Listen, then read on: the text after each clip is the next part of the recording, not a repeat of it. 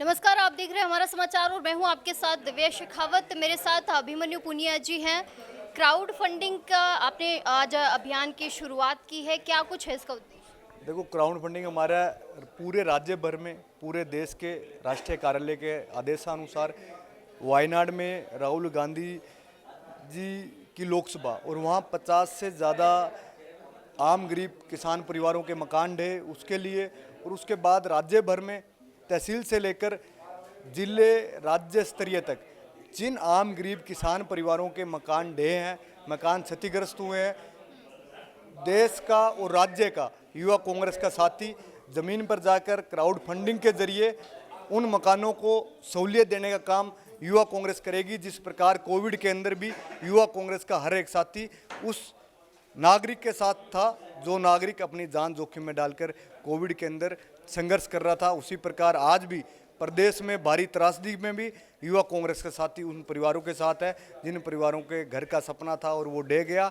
उन परिवारों को मदद करने का काम युवा कांग्रेस। किस तरीके से आपने टीमों का गठन किया, क्योंकि एक व्यक्ति का तो घर घर जाना पॉसिबल नहीं है। देखो, इसके अंदर हमारा पूरा तहसील स्तर और ब्लॉक स्तर का कार्यकर्ता भाग लेगा।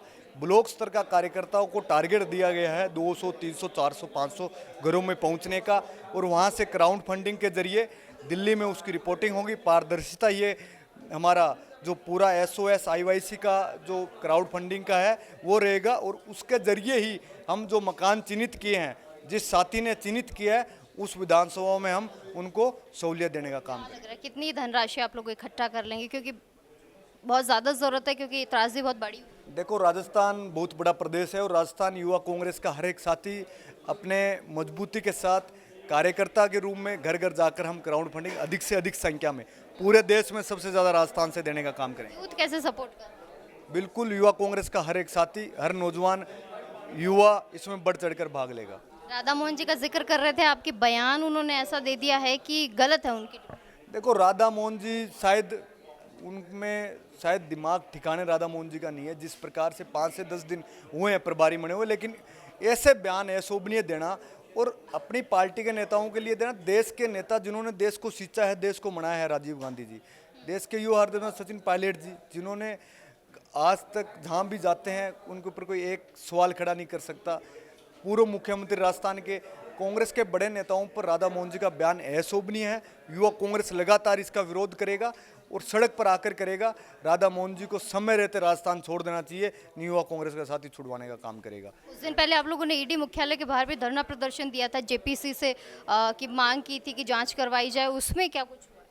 देखो, उसमें आज भी हम चाहते हैं कि उसकी मांग ईडी से करवाओ आप, और युवा कांग्रेस उसके हमेशा JPC की मांग करता है। लेकिन जिस प्रकार देश की सरकार ईडी को वहाँ यूज करती है जहाँ पर किसी नेता को बदनाम करने का काम हो, दूसरी पार्टी के नेताओं को बदनाम करने का काम हो, भाजपा के नेता पूरे पाक साहब हैं। ऐसी क्या वॉशिंग मशीन है जो कि कांग्रेस से भाजपा में जाते हैं, दूसरी पार्टी से भाजपा में जाते हैं तो वो बिल्कुल सफ़ेद हो जाते हैं, और भाजपा से कोई कांग्रेस में आ गया तो उस पर कभी ईडी का, कभी CBI का शिकंजा करने का काम देश की सरकार करती है। लेकिन इसका जवाब देश की जनता ने इस बार दिया है।